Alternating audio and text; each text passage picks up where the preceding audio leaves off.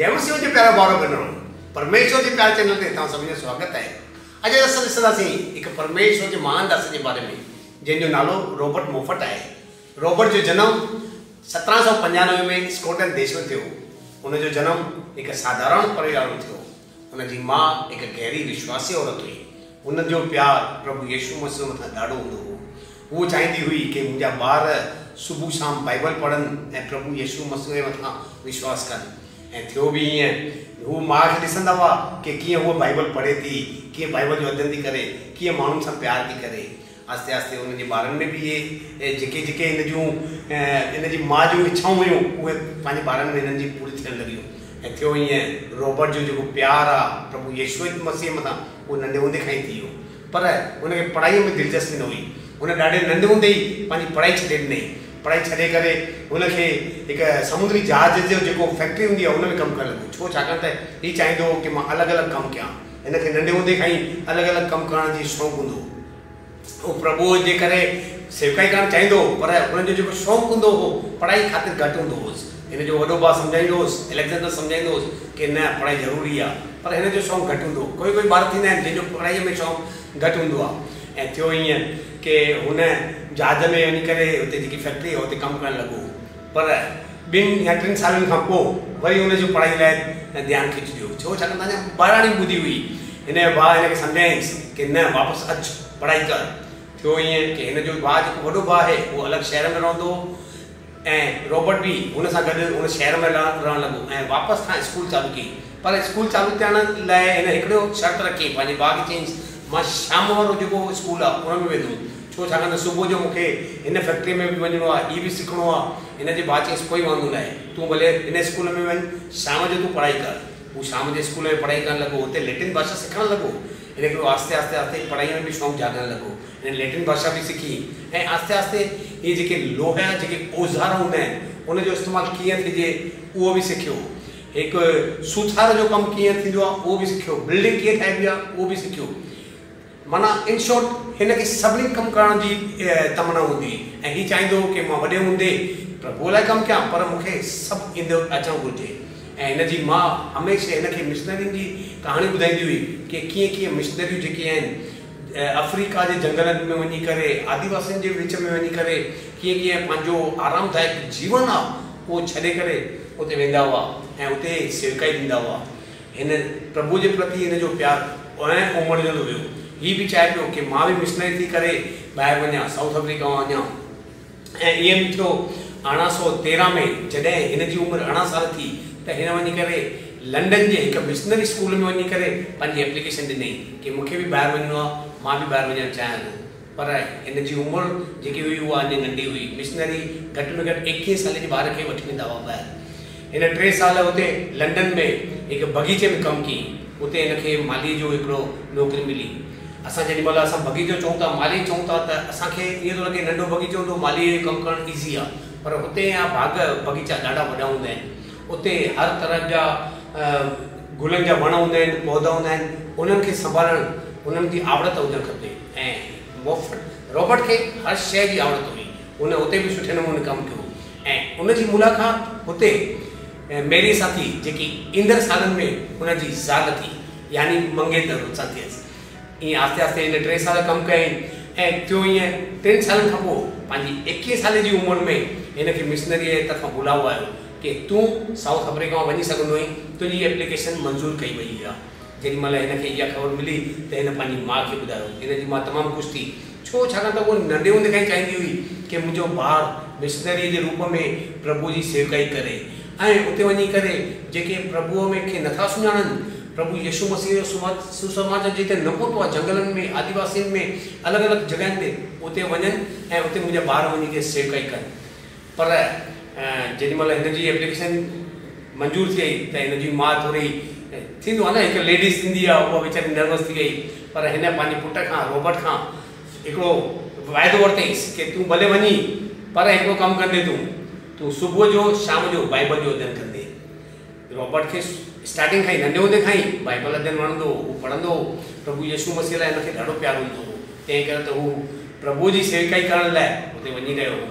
पर जेॾीमहिल हिन मां हिन खां वाइदो वरितई त हिन खिली ख़ुशी चईंसि मां भले हुते वञा थो तोखां परते वञा थो आहे ॾुखियो कमु हुते वञी करे सेवकाई करणु हितां सभु छॾे वञणु ॾाढो ॾुखियो कमु आहे पर उन खां पोइ बि मां तोखे वाइदो थो कयां कि मां सुबुह जो शाम जो केतिरो बि व्यस्त छो न हूंदुमि पर बाइबल अध्ययन कंदुमि ऐं ईअं थियो 1816 में हितां जी हिननि जो हिकिड़ो जहाज जेको मिशनरी हिनखे रॉबर्ट खे ऐं ॿियनि साथियुनि खे खणी करे अफ्रीका में केपटाउन शहर में वियो केपटाउन शहर हाणे शहर आहे पहिरियों उन वक़्तु जंगल हूंदो हो हुते आदिवासी रहंदा हुआ हुते ख़तरनाक माण्हू रहंदा हुआ हुते 86 ॾींहंनि जी समुद्री यात्रा खां पोइ ही ऐं हिन जा साथी हुते पहुता केपटाउन पहुची करे हिननि हुते ॾिठो कि हितां जा माण्हू असभ्य आहिनि ऐं हुतां जा माण्हू हिननि खे लाइक न पिया कनि हुतां जा माण्हू हिननि सां नफ़रत कंदा हुआ छो छाकाणि त इन खां पहिरियों जेके बि अंग्रेज घोरी चमड़ीअ वारा केपटाउन विया हुआ उन्हनि आदिवासियुनि जे मथां उन्हनि कारनि माण्हुनि जे मथां ॾाढो ज़ुल्म कयो हो इन करे उतां जा कारा माण्हू आदिवासी सभिनी अंग्रेजनि खे सेम नज़र सां ॾिसंदा हुआ उन्हनि खे ख़बर न हुई कि ही मिशनरी जो कमु छा आहे ही छो आया आहिनि आहिस्ते आहिस्ते ईअं थियो हुते तकलीफ़ूं थियूं ॾाढियूं तकलीफ़ूं आहिनि पहिरियों वञणु ॾाढो माना चुनौती भरियो हो हुनजो रॉबर्ट जो ऐं हुनजा जेके साथी हुआ इन्हनि पंहिंजो एॾो प्रेम हुते ॾेखारियो उन्हनि यीशु मसीह जो प्रेम पंहिंजे जीवन मां ॾेखारियो हुतां जे माण्हुनि खे सम्झायो कि असां तव्हांजो जीवन सुधारणा आया आहियूं तव्हां जेको रहो था तव्हांखे प्रभु जे बारे में ख़बर न आहे उहो सुधारणा आहियूं ऐं थियो ईअं हुतां जा माण्हू आहिस्ते आहिस्ते हिननि सां प्रेम भाव सां ॻाल्हाइण लॻा छो छाकाणि त हिननि जो व्यवहार ॾिसी करे हिननि जी चाल चलन ॾिसी करे हुतां जे माण्हुनि में फ़र्क़ु अचणु चालू थियो 2 सालनि जे अंदरि रॉबर्ट हिकु हुतां जे डाकू जेको एॾो वॾो डाकू हो उनखे कन्वर्ट करे छॾियईं उनजो धर्म परिवर्तन करे उनखे ईसाई ठाहे छॾियईं छो छाकाणि त उनखे पंहिंजे जीवन जो मक़सदु ख़बर पइजी वियो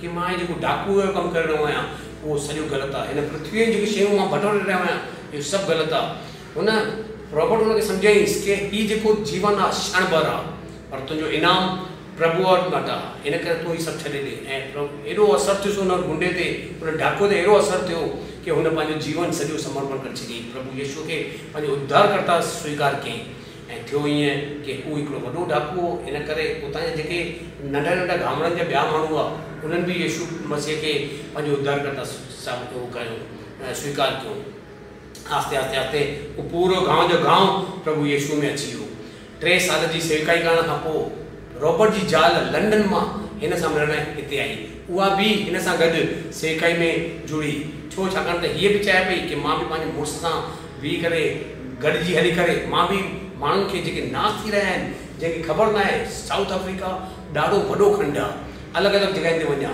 हिननि केपटाउन शहर खे सुठे नमूने बदिले छॾियो पोइ हिननि 3 सालनि खां पोइ हे ग्रेकटाउन करे नाले जो शहर उन में दाख़िल थिया उते वञी करे हिननि प्रभु जो सुसमाचार उतां जा माण्हू अञा बि डेंजर हुआ अञा बि ख़तरनाक डाकू हुआ उतां जा माण्हू माना हिननि जूं जेके वञनि पिया जिते जिते उते वधीक चुनौतियूं पियूं नज़र अचनि हिननि खे छो छाकाणि त उतां जा माण्हू ॾाढा ख़तरनाक हुआ हू जीअं ई घोड़ी चमड़ी खे ॾिसंदा सिधो तीर हणी छॾींदा गोली हणी छॾींदा पर हिननि हुते वञी करे पंहिंजी सेवकाई हुते बि जारी रखियूं पर हुते हिननि खे ॾाढियूं तकलीफ़ूं आहियूं हुते त केॾी महिल हिननि खे खाधो न मिलंदो पीअण लाइ पाणी न मिलंदो हिन करे मुंहं मां हिननि जो आवाज़ु न निकिरंदो पर तंहिं हूंदे बि हिननि उतां बि पुठियां न हटिया उतां जा साथी रॉबर्ट जा साथी रॉबर्ट जी वाइफ मैरी हुननि हिते ॾाढी महिनत कई ऐं थियो ईअं प्रभु जो चमत्कार थियो उतां जे सॼे गांव जे गांव प्रभु यीशु मसीह खे अपनायो जीअं ई हू ॾिसंदा हुआ कि हिन गांव में हाणे बेदारी अची वई आहे ऐं प्रभु यीशु मसीह खे स्वीकार करणु चालू करे छॾियो माण्हू इन जो मक़सदु ईअं हूंदो कि हाणे हुननि खे हुन जंगल जे ॿिए इलाइक़े में वञिणो हूंदो अञा ख़तरनाक जॻहियुनि ते वञिणो हूंदो ऐं ईअं थियो कि हीअ जंहिं जॻह ते हाणे वञण वारो आहे उते वञण लाइ काफ़ी मिशनरियुनि पहिरियों बि कोशिशि कयूं हुयूं ऐं कंहिंजी मौत थी वई हुयूं हुते इन करे हिननि खे सलाह ॾिनी वई कि उते न वञूं पर हिननि चयो न असां प्रभु यीशु मसीह जो सुसमाचार हुते खणी ईंदासीं त हिननि मिशनरी हिननि खे सम्झायो कि हुते जेकी जातियूं आहिनि उहे पाण में जंग लड़ंदियूं आहिनि उहे पाण खे मारे छॾींदियूं आहिनि हुते पर हिननि जो विश्वास प्रभु यीशु मसीह जे मथां हो हीअ चाहिनि पिया असांजो कोई बि कमु असां पंहिंजे बदौलत न करे सघंदा आहियूं प्रभु असां सां गॾु आहे प्रभु उन्हनि जे मननि खे बदिलींदो प्रभु उन्हनि खे नास थियण खां बचाईंदो इन करे हूअ हुनजी ज़ाल ऐं सॼी जेकी साथी हुआ हुन अलॻि प्रांत में वञण लाइ पंहिंजो पाण खे रेडी कयूं ऐं हुते वञी करे हुते माण्हुनि खे उन्हनि सुसमाचार ॿुधायो। पहिरियों त हुते ॾाढी तकलीफ़ थी, उन्हनि खे तीर भालनि सां अची घेरे छॾियऊं, पर हिननि हुतां जे माण्हुनि खे सम्झायो। चङा ई महीना थिया, हुतां जे माण्हुनि हिनखे स्वीकार न कयो, न हिननि खे रहण लाइ काई जॻह मिलंदी न छा मिलंदो। चङा दफ़ा त ही घने जंगलनि में वणनि जे हेठां सुम्हंदा हुआ ऐं जंगली जानवरनि जो डपु बि हूंदो हो, पर तंहिं हूंदे बि रॉबर्ट ऐं संदसि ज़ाल ॾकिया न। उन्हनि खे प्रभु यीशू ते भरोसो हो कि प्रभु पंहिंजी योजना हिन इलाइक़े में बि पूरी कंदो। ऐं थियो ईअं कि उन्हनि में जातियुनि में जंहिंमें जंग लॻंदी हुई, उन्हनि ॿ टे जातियूं अहिड़ियूं हूंदियूं हुयूं जेके आए दिन जंग लॻाईंदा हुआ, हिक ॿिए खे मारे छॾींदा हुआ। आस्ते आस्ते हुते बेदारी आई ऐं उतां जे ॿारनि खे, उन्हनि जे ॿारनि कॾहिं पढ़ाई लिखाई छा थींदी आहे उन्हनि कॾहिं न ॾिठो। रॉबर्ट ऐं रॉबर्ट जी ज़ाल उन्हनि खे किताब लिखणु पढ़णु छा थींदो आहे, कीअं थींदो आहे, उहो सभु सेखारियो। इहो ॾिसी करे उतां जो जेको मुखिया हो, उतां जो नालो हो मोश नालो, मुखिया जो नालो, उन हिन जो प्रचार ॿुधो ऐं ईअं थियो उन मुखिया उन सॼे पंहिंजे इलाइक़े में हिकु ऐलान कयईं कि हिते मोफ़त अची करे प्रचार कंदो। ऐं अहिड़ी जेके डेंजर में डेंजर जातियूं हुयूं, डेंजर जेके आदिवासी हुआ, उन्हनि बि प्रभु यीशू मसीह जेॾी महिल प्यार भरियो हिन जो ॿुधऊं कि प्रभु यीशू मसीह कीअं माण्हुनि सां प्यारु कंदो आहे ऐं छो धरतीअ ते आयो, कंहिंजो बि नाश न थिए। हू चाहे थो कि सभु आत्माऊं बची वञनि। हिन पृथ्वी ते जेको असां जीवन जी रहिया आहियूं उहो क्षण भर आहे। उहो सभिनी में बेदारी खणी आयो ऐं गांवनि जा गांव उतां जा प्रभु यीशू मसीह खे ॾिना। ऐं हाणे हिननि जो हिकु मेन मक़सदु हो उतां जी भाषा में बाइबल खे ट्रांसलेट करणु, छाकाणि त उतां जी भाषा सेचवाना भाषा हुई, उनखे सिखणु ॾाढो ॾुखियो हो। उनखे रॉबर्ट सिखियो ऐं उनजो हिकु जेको साथी हो उहो उन्हनि भाषाउनि खे सिखण में थोरो होशियारु हूंदो, रॉबर्ट खां वधीक होशियारु हूंदो। उन्हनि ॿिन्ही मिली करे इन भाषा खे सिखियो। उन्हनि खे सालनि जा साल लॻा सेचवाना भाषा सिखण में ऐं सेचवाना भाषा सिखी करे उन्हनि बाइबल जो जेको नए नियम जो लूक जो सुसमाचार आहे उहो छपियऊं। उन्हनि खे छपण लाइ उन्हनि खे इंग्लैंड वञिणो पियो, उन्हनि खे इंग्लैंड वञी करे उहो छपियऊं ऐं उहो उन्हनि खे हिननि जे बस्तीअ में बांटणो, पर मिस्टेक अहिड़ी थी कि ॿिए हंधि हली वियो उहो। इहो अचण वारो हिते पर बाए मिस्टेक ॿिए हंधि, त इन सां उनखे निराशा थी रॉबर्ट खे। पर तंहिं हूंदे बि उन वापसि खां उहो कमु कयो ऐं नओं नियम जेको आहे सॼो नओं नियम उहो ट्रांसलेट करे सेचवाना भाषा में ट्रांसलेट करे उतां जे माण्हुनि में बांटी ऐं बेदारी आई। बाइबल जो नओं नियम पढ़ी करे उतां जे माण्हुनि प्रभु यीशू मसीह खे अञा गहराई सां ॾिठो, सुसमाचार खे अञा गहराई सां पढ़ियऊं, त उन्हनि जूं अखियूं खुली वियूं, आत्मिक अखियूं खुली आहिनि ऐं उन्हनि गांवनि जा गांव सॼा उहे प्रभु यीशू मसीह खे मञणु लॻा।